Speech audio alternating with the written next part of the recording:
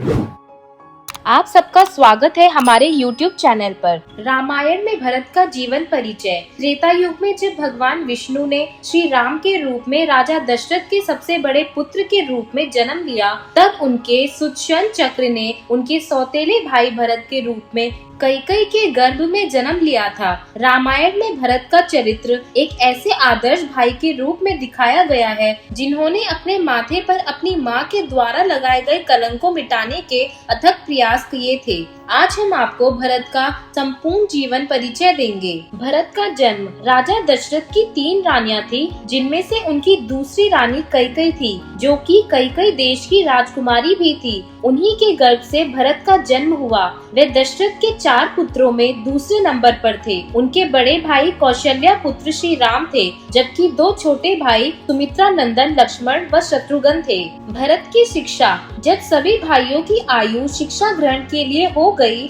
तब भरत अपने भाइयों के साथ महर्षि वशिष्ठ के गुरुकुल में शिक्षा ग्रहण करने गए। वहां जाकर उन्होंने विधिवत रूप से शिक्षा ग्रहण की तथा उसके बाद पुनः अयोध्या लौट आए। भरत का विवाह। अयोध्या लौटने के कुछ समय के पश्चात श्री राम व लक्ष्मण ब्रह्मश्री विश्वामित्र के साथ गए थे। उसके कुछ दिनों के बाद मिथिला से अयोध्या में सूचना आई कि श्री राम का माता सीता से विवाह हो चुका है। तब राजा दशरथ व राजा जनक ने अपने बाकी पुत्र पुत्रियों का भी आपस में विवाह करवाने का निर्णय किया। इसके फलस्वरूप भरत का विवाह माता सीता की चचेरी बहन व कुशध्वज की बड़ी पुत्री मांडवी के साथ हुआ। मांडवी से भरत को 2 पुत्र प्राप्त हुए, जिनके नाम तक्ष व पुष्कल थे। भरत का कैकेयी प्रदेश जाना। विवाह के कुछ समय के पश्चात भरत के नाना के घर से उनके लिए बुलावा आया। उनके नाना अश्वपति कैकेयी देश के राजा थे, जिनका स्वास्थ्य ठीक नहीं चल रहा था, इसलिए वे भरत से मिलना चाहते थे। यह सूचना पाकर भरत अपने छोटे भाई शत्रुघ्न को साथ लेकर कैकेयी देश चले गए। वहां कुछ दिन रहने के पश्चात उन्हें अचानक से अयोध्या से बुलावा आया तथा तुरंत अयोध्या लौटने को कहा गया। भरत ने सैनिकों से बहुत पूछा, लेकिन उन्हें कुछ नहीं बताया गया। इसके बाद भरत तीव्र गति से अयोध्या के लिए निकल गए।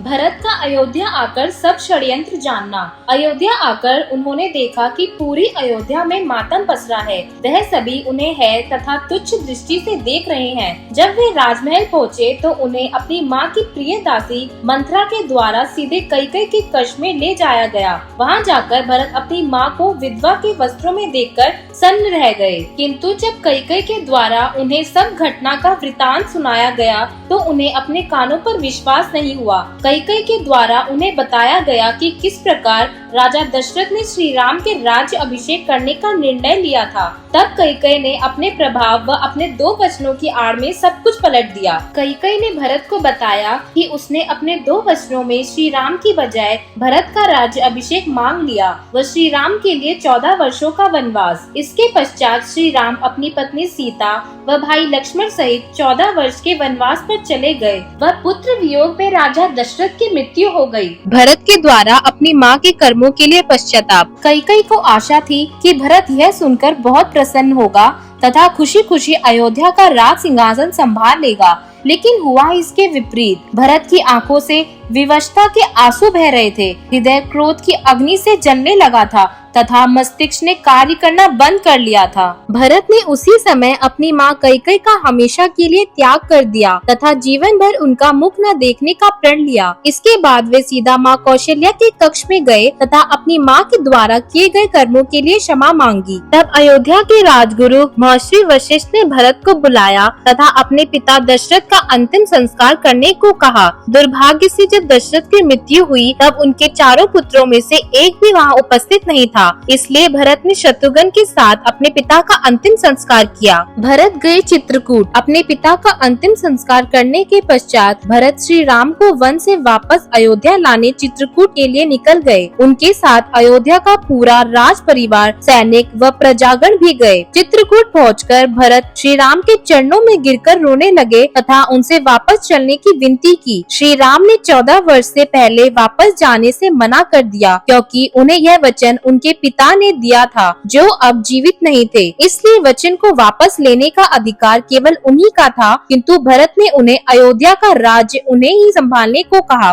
इस पर श्री राम ने उनकी यह बात मान ली तथा अपनी अनुपस्थिति में 14 वर्षों तक भरत को अयोध्या संभालने का आदेश दिया। इसके बाद भरत ने श्री राम से अपनी खड़ाऊ उन्हें देने का आग्रह किया। वह खड़ाऊ भरत अपने सिर पर रखकर आंखों में आंसू भरकर वापस अयोध्या लौट गए। भरत ने लिया 14 वर्ष के वनवास का निर्णय। श्री राम की खड़ाऊ अपने सिर पर रखकर भरत अयोध्या पहुंच गए तथा पूरी प्रजा के सामने घोषणा की कि अयोध्या के राजा केवल और केवल श्री राम हैं। उन्होंने वह खड़ाऊ राज सिंहासन पर रख दी। श्री राम ने उनकी अनुपस्थिति में अयोध्या का राज्य संभालने का आदेश दिया था। इसीलिए भरत ने श्री राम की भांति ही अयोध्या के निकट नंदीग्राम के वनों में एक वनवासी का जीवन व्यतीत करने व वहीं से राज्य की व्यवस्था संभालने का निर्णय लिया। इसके बाद भरत नंदीग्राम में कुटिया बनाकर रहने लगे। उन्होंने भूमि में एक गड्ढा बनाया ताकि उनका स्थान हमेशा श्री राम से नीचे रहे। वे प्रतिदिन श्री राम के चरणों की खड़ाऊ की पूजा करते व अयोध्या का राजकाज संभालते। हनुमान जी पर बाण चलाना। जब श्री राम अपने वनवास के अंतिम वर्ष में थे, तब भरत ने अयोध्या के ऊपर से एक विशाल प्राणी को पर्वत के साथ उड़ते हुए देखा। उन्हें लगा कि अयोध्या पर किसी ने आक्रमण कर दिया है, इसलिए उन्होंने उस पर बाण चला दिया। बाण के प्रभाव से वह प्राणी पर्वत समेत नीचे गिर पड़ा। जब उसे होश आया, तब उसने अपना परिचय हनुमान के रूप में दिया तथा बताया कि वह पर्वत श्री राम की सेवा के लिए ही लेकर जा रहे हैं। तब हनुमान के द्वारा उन्हें माता सीता के हरण, श्री राम रावण युद्ध व लक्ष्मण के मूर्छित होने की बात पता चली। यह सुनकर भरत अत्यधिक अधीर हो गए, लेकिन अपने भाई की आज्ञा का पालन करते हुए वही रहे। भरत का श्री राम को अयोध्या वैसी ही लौटाना। भरत ने श्री राम से यह प्रतिज्ञा ली थी कि यदि वे 14 वर्ष पूरे होने के बाद एक दिन देर से भी आए तो वे अपना आत्मदाह कर लेंगे। इसीलिए श्री राम तय समय पर वहां आ गए। श्री राम के आते ही भरत ने उन्हें उनका राज्य वैसा का वैसा सौंप दिया। इसके बाद श्री राम का राज्य अभिषेक किया गया।